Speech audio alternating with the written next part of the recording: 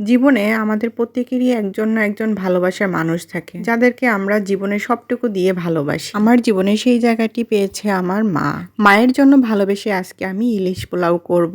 জানি না কেমন হবে এই আনাড়ি হাতের রান্না। মায়েদের হাত রান্নার জন্য সবসময় পাকা, সেই পাকা হাতের রান্নার কাছে এ তো কিছুই নয়। যদিও জানি মা সবসময় আমার রান্নাকে ভালোই বলবে। শুধু ইলিশ পোলাও করলে তো হয় না, যে কারণে সাথে একটুখানি ডালও করেছি। আগেই রাইস কুকারে আমি বাসমতি রাইসটা ধুয়ে বসিয়ে দিয়েছিলাম। চালটা আমি 70% মতো সিদ্ধ করে নিচ্ছি। সত্যিকার অর্থে এই রান্নাগুলো কিন্তু আসলেই কঠিন।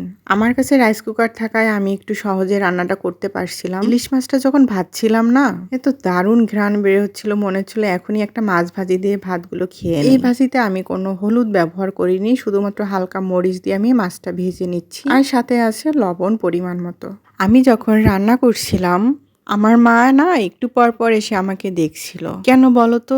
সে হয়তো ভাবছে তার মেয়েটা এখন কত বড় হয়ে গেছে, তার মেয়েটা এখন সংসার করছে, তার সেই ছোট্ট হাতের ছোট্ট মেয়েটা এখন রান্না বান্না করছে, একটা সংসার সামলাচ্ছে। এসবই হয়তো দেখছিল আর ভাবছিল। এর মাঝেই আমার মাছ ভাজা কমপ্লিট হয়ে গেল। মশলাটা ভালোভাবে কষিয়ে আমি একটুখানি ঝোল দিয়েছি আর বসিয়ে দিলাম অল্প আছে। ঠিক 10 মিনিট পরেই আমার রাইসটা হয়ে গেছে, আর মাছটা অল্প অল্প করে আমি সাজিয়ে নিয়েছি।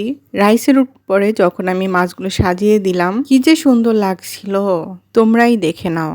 তার উপরে আর একটা ভাতের লেয়ার দিয়ে দিলাম, আর যে রসাটা ছিল সেটাও চারদিক থেকে মিশিয়ে দিয়েছি। এখন মাত্র 5 থেকে 7 মিনিট আমি অপেক্ষা করব, আর এই হলো তার রেজাল্ট। ঢাকনাটা যখন খুললাম না, এত ভালো একটা সেন্ট বের হয়েছিল, ঘরটা পুরো মোমো করছিল। আর ভেজে রাখা পেঁয়াজের বেরেস্তাটা ছিটিয়ে দিলাম উপরে। যখন আমি নাড়ছিলাম, দেখে মনে হচ্ছিল আমি বাইরের কোনো রেস্টুরেন্টে আসছি। এতটাই সুঘ্রাণ এবং এতটাই দেখতে লোভনীয় লাগছিল। মাছগুলো দেখো কতটা সুন্দর লাগছে দেখতে।